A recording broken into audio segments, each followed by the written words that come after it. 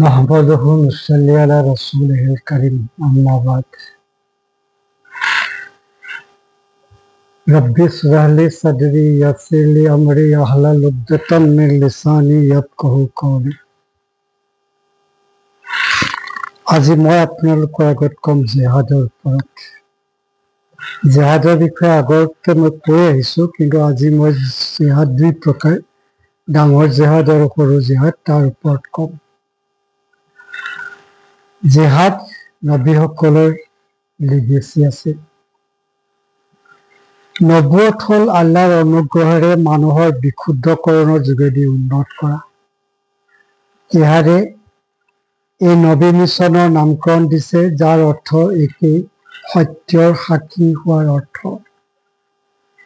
যেনেকৈ এজন বিচাৰকে সাক্ষীৰ সাক্ষ্য শুনি এটা কেছ নিষ্পত্তি কৰে, ঠিক তেনেকৈ এজনে জেহাদৰ মাধ্যমেদি আল্লাহৰ অস্তিত্ব আৰু একতা তেওঁৰ পথত আনি সমাধা কৰে।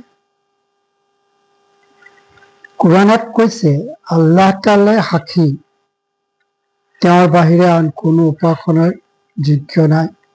ফিৰিষ্টা আৰু জ্ঞানীসকল সাক্ষী, তেওঁ ন্যায় বিচাৰক, তেওঁৰ বাহিৰে আন কোনো উপাসনাৰ যোগ্য নাই। তেওঁ প্ৰবল পৰাক্ৰমী, মহাজ্ঞানী। সূৰা আল ইমৰানৰ 18 নম্বৰ আয়াতত উল্লেখ আছে।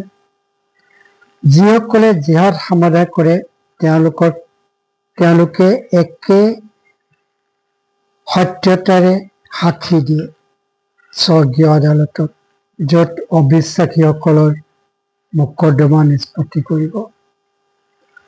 যিসকলে আল্লাহৰ অস্তিত্ব আৰু ঐক্যৰ সাক্ষী সত্যতাৰে পৃথিৱীৰ অতি দূৰ দূৰণিলৈকে প্ৰদান কৰে, নবীসকলে এই কৰ্তব্য পালন কৰিছিল, যেনেকৈ উল্লেখ কৰিছে, আৰু সেইটো আমাৰ কৰ্তব্য উচিত। ৰসূলসকল অহাৰ পিছত আল্লাহৰ ওপৰত মানুহৰ অভিযোগ যাতে নাথাকে, সেইকাৰণে আল্লাহে সুসংবাদদাতা আৰু সতৰ্ককাৰী হিচাপে ৰসূলসকলক পঠাইছে। নিশ্চয় আল্লাহ প্ৰবল পৰাক্ৰমী, সূক্ষ্ম দাবীদাৰ। সূৰা নিছাৰ 165 আৰু 66 আপোনালোকে চাব পাৰে। আল্লাহে প্ৰত্যেক মানুহলৈ নবী পঠাইছিল, যাতে তেওঁলোকৰ নবুৱতৰ ধাৰণা বুজি পায়।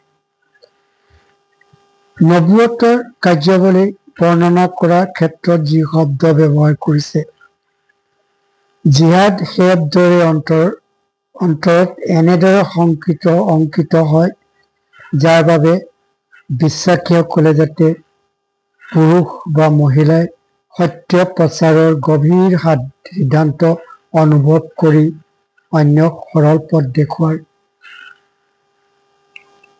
বাহক হয়। সৰু জিহাদে আল্লাহৰ কাৰণে যুদ্ধ কৰা সাধাৰণতে বুজায়, কেৱল সামৰিক সংঘৰ্ষ নুবুজায়। ইয়াৰ চুক্তি বিস্তাৰিত, কাৰণ ইয়াত আল্লাহৰ হকে কৰা প্ৰতিটো কাম অন্তৰ্ভুক্ত হৈ আছে। কথা পাতক বা মনে মনে থাকক, সাহস বা মুখখন তিতা কৰি ৰাখক, সভা সমিতিত যোগ দিয়ক বা পৰিত্যাগ কৰক, প্ৰতিটো কৰ্মই বহু মানৱক উন্নতি কৰা দৰ্শায়, ব্যক্তিগত বা সামূহিক ইয়াৰ অৰ্থৰে অন্তৰ্ভুক্ত। যেতিয়া সৰু জিহাদে সকলো বস্তুগত সুবিধা সংগঠিত কৰাত অন্তৰ্ভুক্ত হয় আৰু বাহ্যিক পৃথিৱীৰ প্ৰদৰ্শন কৰে, ডাঙৰ জিহাদে পুৰুষ বা মহিলাই কামনা বাসনাৰ বিৰুদ্ধে যুদ্ধ কৰা বুজায়। এই দুই ধৰণৰ জিহাদ এটাৰ পৰা আনটো পৃথক হ'ব নোৱাৰে। আল্লাহৰ নবীয়ে আমাক দুই ধৰণৰ জিহাদক কেনেকৈ সমাধা কৰিব লাগে শিকাইছে। তেওঁ সত্য প্ৰচাৰৰ ৰীতি প্ৰতিষ্ঠা কৰিছে, যাৰ প্ৰয়োগ ব্যৱস্থা বিচাৰৰ দিন নহালৈকে থাকিব। যেতিয়া আমি তেওঁ যি কৰিছে তন্ন তন্নকৈ চালে আমি দেখিব পাম যে তেওঁ বৰ পদ্ধতিগত আছিল। এইটো তেওঁৰ নবুৱতৰ অন্য এটা প্ৰমাণ আৰু আচৰণেৰে আল্লাহৰ পথ অনুকৰণ কৰা আশ্চৰ্যজনক উদাহৰণ। ইমানদাৰসকলে তেওঁলোকৰ বিশ্বাস জোৰদাৰ আৰু সক্ৰিয় ৰাখে জিহাদৰ সহায়ত। যেনেকৈ এজোপা গছে কিমান দিনলৈকে পাত ধৰি ৰাখে সিমান দিনলৈকে গছজোপাই ফল উৎপন্ন কৰে, সেইদৰে ইমানদাৰসকলে সিহঁতৰ শক্তি সংৰক্ষণ কৰি ৰাখিব পাৰে যিমান দিনলৈকে সিহঁতে জিহাদ সমাধা কৰে।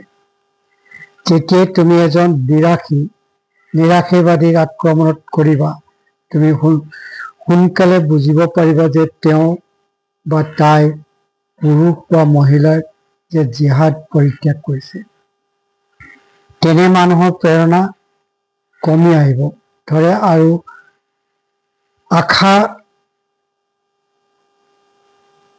আশাৰ বাদত ডুবে, কাৰণ সিহঁতে সত্য প্ৰচাৰৰ কথা পৰিত্যক্ত কৰে।